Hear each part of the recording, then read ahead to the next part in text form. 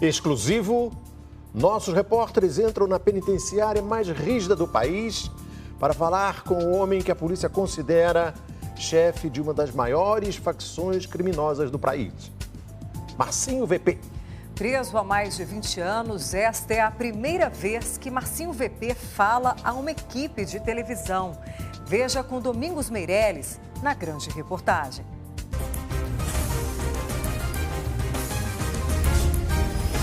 As confissões de Marcinho VP.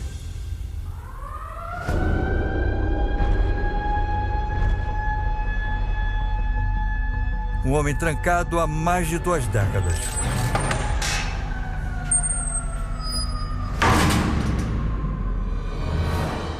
Conhecido pela polícia como um dos líderes do Comando Vermelho. Um juiz garante que você é uma das maiores lideranças do Comando Vermelho. O que você tem a dizer sobre isso? Alguém que não tem mais o que perder. Viver numa guerra, né, senhor?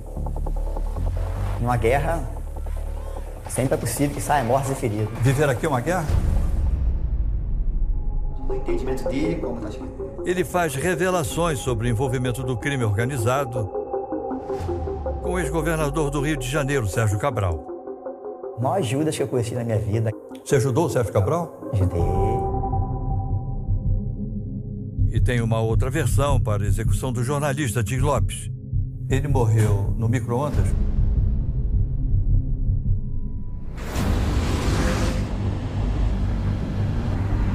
Catanduvas, Paraná. 476 quilômetros da capital Curitiba.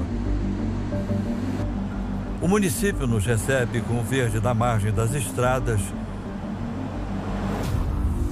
que contrasta com o concreto de uma das 4 penitenciárias federais do Brasil. Muros cobertos por arame farpado e grades de aço protegem uma fortaleza pronta para abrigar 208 detentos. Criminosos de alta periculosidade como Marcinho VP, um dos maiores nomes do crime organizado do Brasil. Márcio Santos Nepomucena, carioca, tem 41 anos e está preso há 21. Metade da vida sufocado pelo sistema penitenciário do país. Ele chega de cabeça baixa, concentrado, a passos lentos. Por cerca de 2 horas, as algemas não serão mais necessárias. Boa tarde, senhor. Boa tarde. De início, um pedido. Ele quer ser chamado de Márcio. Quer esquecer o apelido que o mundo do crime lhe deu.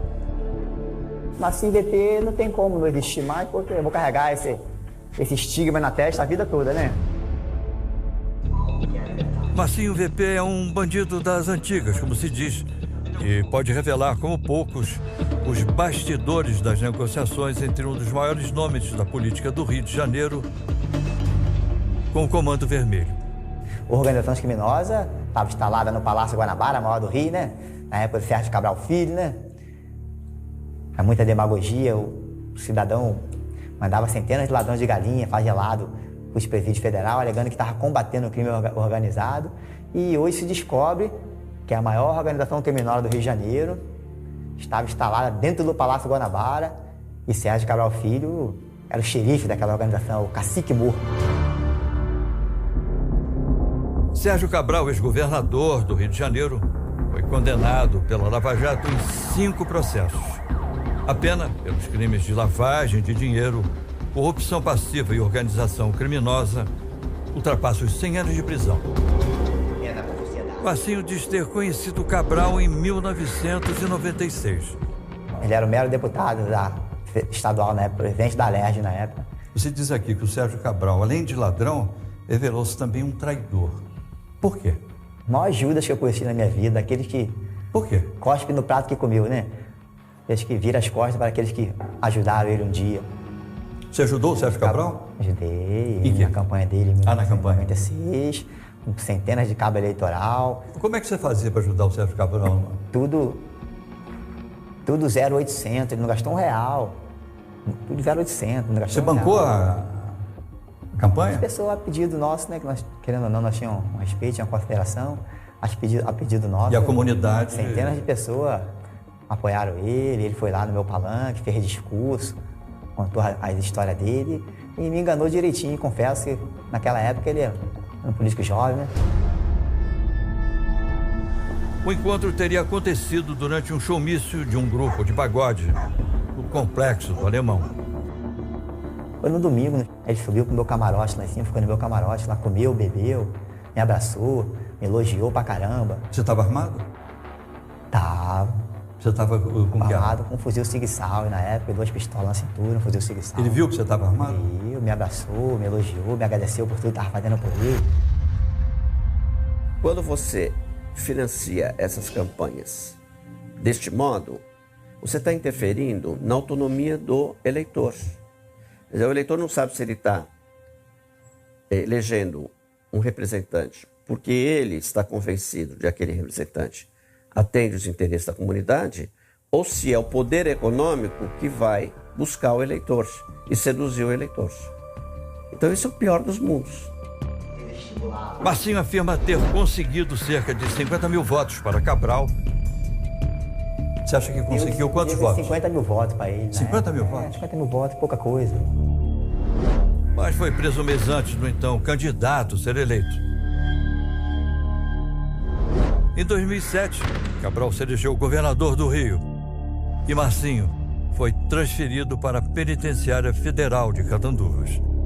Você acha que foi apenas uma coincidência ou uma coisa tem a ver com a outra? Queima de arquivo, né?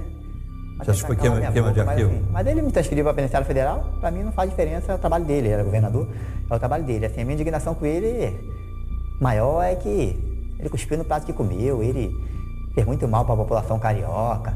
Sérgio Cabral Filho foi o maior charlatão, a maior fascínora que eu já conheci na minha vida. Em nota, o advogado do ex-governador considera as declarações inverídicas e acrescenta que Sérgio Cabral jamais conheceu Marcinho VP. Marcinho passou a vida transitando por prisões de segurança máxima. Foram 10 anos em Bangu 1, no Rio de Janeiro. E 11 pelas 4 penitenciárias federais brasileiras. Há quanto tempo você está aqui preso em Catanduvas? Desde o dia 5 de janeiro de 2007. Como é passar metade da sua vida, eu diria, atrás das grades? É difícil, não é fácil não, mas é o preço, né? É o preço pela minha escolha do passado, estou pagando meu preço. E o preço é caríssimo. Viver em uma das mais rigorosas penitenciárias do Brasil é um desafio que poucos suportariam.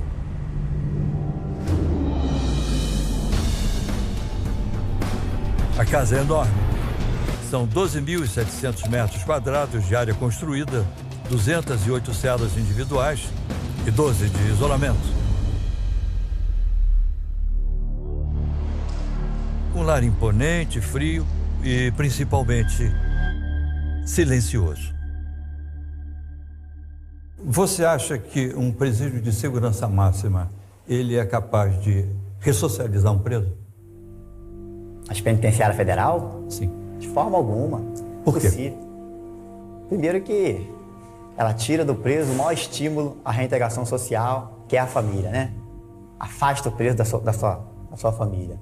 No presídio federal, o preso não tem direito nenhum. Nós temos que encarar com a realidade o seguinte, esse sonho da ressocialização, ele não é possível para todos, nem para a maioria dos presos. Nós não temos nenhuma pesquisa séria mostrando que, mesmo em condições adequadas, neles a ressocialização é possível, a não ser como exceção. Nas penitenciárias federais, o preso fica isolado com direito a apenas 2 horas diárias de banho de sol. O Marcinho VP utiliza uma cela como essa com cerca de 6 metros quadrados. As roupas são colocadas numa prateleira de concreto. O colchão é anti-inflamável. Como não existem tomadas, ele não pode ouvir rádio nem assistir televisão. E não tem também nenhum controle sobre a iluminação da cela. Ele passa 22 horas trancado aqui, onde faz as suas 6 refeições e ainda tem direito a 6 minutos de banho quente por dia. Não há visita íntima. Os contatos com advogados são sempre monitorados e acontecem nos chamados parlatórios. Num dos raros respiros de liberdade, os presos se encontram com a família uma vez por semana. O do Marcinho, por exemplo, só consegue visitá-lo a cada 15 dias. Mas essa conversa não é gravada. Todas as vezes que eles têm que se deslocar milhares de quilômetros para poder me visitar, eles perdem 2 dias de suas atividades laborativas e educacional, que chega a ser uma covardia com a família do preso, né? Um dos desafios perante o crime organizado, não só no Brasil, mas no mundo em geral, é como você consegue cortar essa transmissão das ordens do crime de dentro para fora das prisões, sem, no entanto, lesar os direitos básicos, né, dos presos, de ter advogado, de se comunicar com a família. Isso precisa ser preservado. Ao mesmo tempo, é preciso cortar essa transmissão que acaba realimentando, né, o crime, porque as ordens, em muitos casos, continuam saindo da cadeia. O banho de sol é a única oportunidade que Márcio e os companheiros têm para conversar. São 2 horas com, no máximo, 12 outros presos da mesma facção. Se você tivesse a oportunidade de fugir hoje dessa cadeia, você fugiria? Fugir? É. Dessa cadeia? Impossível, né? Impossível. Impossível. Eu passei 10 anos em Bangu 1, não fugi no Bangu 1. Nem tenho intenção de fugir da penitenciária federal. E mesmo se eu quisesse, seria impossível, né? Marcinho cumpre pena de 42 anos de prisão e diz que está há tempo demais atrás das grades. Você está preso por ter sido mandante de um duplo homicídio, né? Quem você mandou matar e por quê? Eu me encontrava preso já, né? Quando eu fui acusado desse duplo homicídio, eu já me encontrava preso já há alguns meses em Bangu 1. Eu fui preso dia 25 de agosto de 96. Essas pessoas morreram em outubro de 96, eu preso já. A denúncia fala que eu dei a ordem para que Joel de Oliveira Carvalho, Joel Bombeirinho, executasse as vítimas, Joel na rua e eu preso. As vítimas eram o André Luiz dos Santos Jorge e o Rubem Ferreira de Andrade. Correto. Quem eram esses dois? Eram época, compassos? Não, eu não conheci na época. Não conheci. Infelizmente, me levaram a júri, me condenaram, eu como mandante, e levaram o Joel depois, estava na rua, o autor intelectual, o autor material, e absolveram o Joel por unanimidade de 5-2. O Ministério Público recorreu, o Tribunal de Justiça, por unanimidade, confirmou a absolvição do Joel. Por consequência, se o Joel não matou, eu, como mandante, não poderia jamais ter mandado ele matar, né? Não foi o que a justiça entendeu. Por isso ele foi condenado pelo duplo homicídio. Pela primeira vez na entrevista, o homem de olhar frio e fala mansa se exalta. Márcio, dizem que você mandou cometer esses crimes porque queria assumir o controle de tráfico no Complexo do Alemão. É verdade ou isso é invenção? Em hipótese alguma, o delegado que me acusou desse crime foi preso depois. Ele próprio falou lá no júri lá que não tinha prova nenhuma nesse sentido, que eu realmente determinei que matasse as vítimas. Talvez por uma coincidência, depois dessas mortes, você assumiu o controle. Eu sou acusado de ser chefe do tráfico Complexo do Alemão desde quando eu estava na rua, desde meus 17 anos de idade. Você já estava... Eu sou acusado. O que acontece? Mas eu nunca fui traficante na minha vida, senhor. Você nunca foi? Não. Via de assalto na rua, eu.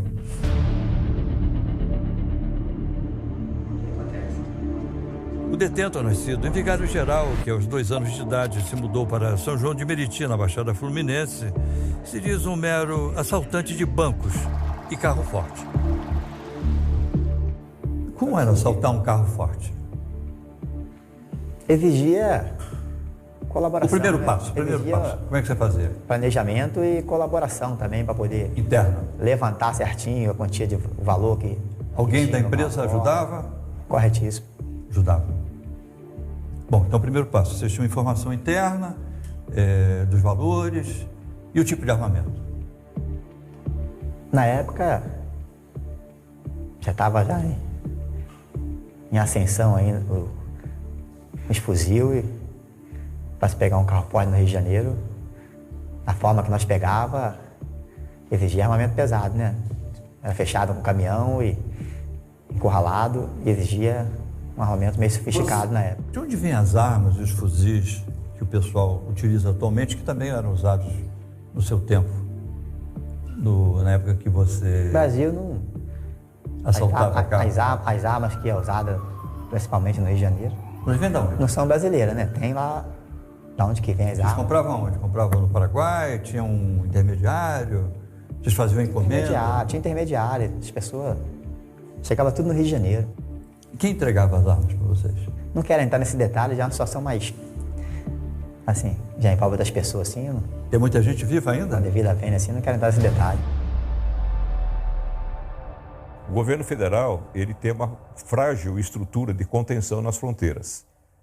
Toda a fronteira, desde o Paraguai, por onde entram armas de maconha, a Bolívia, o Peru, Colômbia, por onde entra a cocaína, e fora o que entra de contrabando.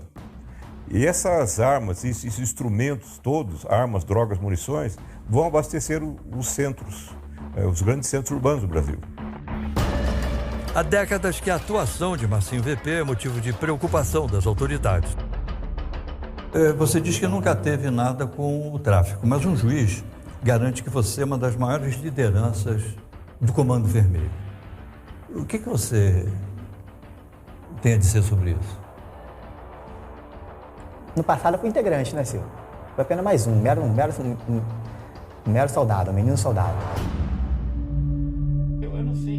Para Guaraci Mingardi, analista criminal e membro do Fórum Brasileiro de Segurança Pública, Marcinho VP continua a exercer influência no Comando Vermelho. No caso do Comando Vermelho, muitos continuam mandando alguma coisa, apesar de estarem quase que incomunicáveis. O Marcinho VP, por exemplo, em presídio federal, mas ele continua dando palpite. Agora, o NEM é um que perdeu o poder. Existe realmente uma narrativa, né, permanente, contínua, de que há essa correspondência entre controle territorial de área de favelas e lideranças de facção. Na trajetória de crimes, há muita história para contar. Já houve caso de você ter cometido um assalto a banco, ser preso em seguida, ter feito um acerto com a polícia, ter ficado com dinheiro e soltado? Já houve caso, nós acabamos de assaltar um carro forte, ali no Largo do Jacaré ali. Como foi? E subi pro Morro da Mangueira, por Malote. E logo na sequência, dá tempo, acabar de chegar na Mangueira, já 2 helicópteros já sobrevoando, o bonde espalhar, e o Malote ficar guardado numa casa, e o bonde espalhar para outra. E a própria polícia prendeu alguns irmãos numa das casas e o Malote desapareceu, né? Todo o dinheiro do carro forte desapareceu. Na delegacia só foi apresentado suas armas, 3 mortos, no caso veio a falecer no confronto na casa. Ele conta que até já foi sequestrado pela polícia. Foi em Natal, Rio Grande do Norte, eu morava em Natal, aí tava de boa em casa, com a família, curtindo minha família. A polícia chegou? A polícia chegou, apaisando, surpresa, me renderam, me algemaram, dentro da minha própria casa, fizeram da minha casa o próprio cativeiro. E fiquei alguns dias com ele na minha casa ainda. Eles mantiveram você preso na sua própria casa? Na própria casa, trancaram no quarto. E exigiram um valor, uma quantia? Só jogava quentinha, café da manhã quentinha. E exigiram uma certa quantia na época, meio elevada que eu não tinha. Me deram um telefone celular na época para me poder se comunicar com meus parceiros no Rio de Janeiro. E eles tiveram que se mobilizar para poder conseguir a quantia exigida que Marcinho diz ter ficado 4 dias nas mãos dos policiais. Eram policiais do Rio de Janeiro? Policiais do Rio de Janeiro, uma equipe da DRE na época. Você lembra do valor, quanto eles exigiram? Na época...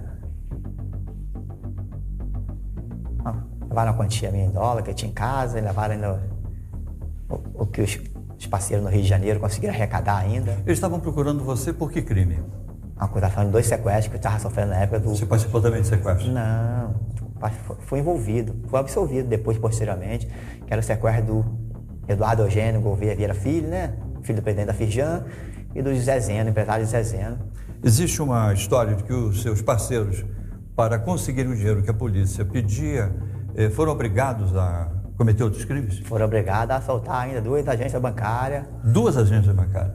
Na segunda-feira, para poder conseguir arrecadar a quantia que eles estavam exigindo na época, era quantia completamente dispendiosa, fora da realidade. A Polícia Civil do Rio de Janeiro se negou a responder às acusações do criminoso, já que os relatos teriam acontecido há muitos anos, sob outra administração. Marcinho é um sobrevivente e um dos principais precursores do Comando Vermelho. Ele usa uma definição um tanto original para explicar a formação dos grupos criminosos. Nas penitenciárias brasileiras não existe organização criminosa, existe grupos anti-opressão que se reúnem... Que tentam sobreviver.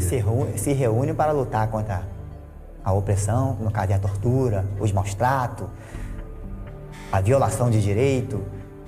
Isso existe nos presídios brasileiros. Por que eles formam grupos? Por uma questão de mais proteção, mais capacidade de operação de um assalto. Isso demanda um grupo maior de pessoas. Então, em todo lugar, qualquer lugar do mundo, você forma as gangues, ou grupos, ou facções. A superpopulação nas prisões cria problemas de administração. Você não tem guardas em número suficiente, você não tem pessoal especializado para fazer exames, para prestar serviços médicos, etc. Numa situação como essa, o crime organizado ocupa esse espaço. Começa a exercer ambiguamente funções do Estado para poder proteger a sua organização e a possibilidade de comandar essas atividades, muitas vezes legais, de dentro das próprias prisões.